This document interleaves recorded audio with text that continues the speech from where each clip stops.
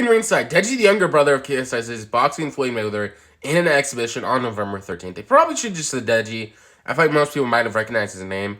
Floyd Mayweather, 15-0 versus Deji, November 13th, 2022.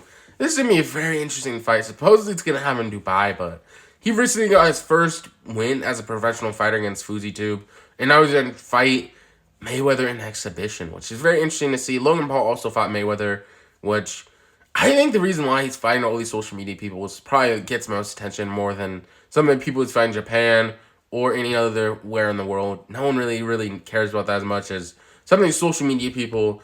And let's see what's going to happen with this fight. I think Mayweather's probably going to win it. I get it's an exhibition, but I don't really think that he's going to do that good. I think they're probably going to pull him out of the fight or something like that. During the fight, obviously. I think he's obviously going to fight, but I think he might get knocked out or something like that.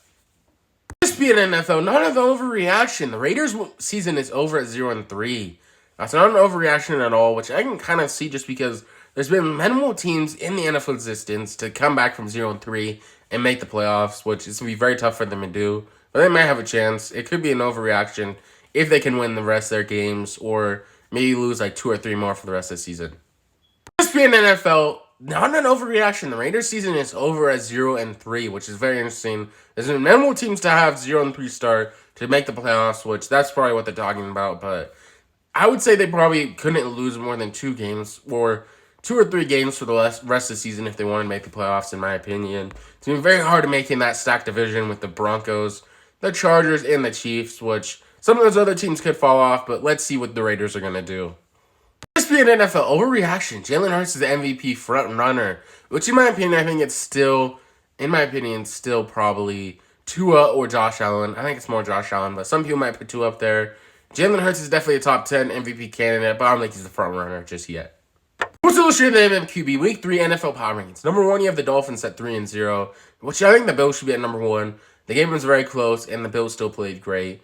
Number 3, you have the Eagles at 3-0. Jalen Hurts is really showing why he's probably going to be a top 10 quarterback very soon. Number 5, the Green Bay Packers 2-1. Impressive win over Tom Brady. It really came down the wire. Number 7, the Baltimore Ravens, which Lamar Jackson has really been playing great for them.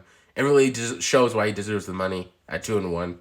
And number 8, with the Rams 2-1, which after they lost the Bills, they've been ranked a bit lower on this list. I think they're going to jump up soon.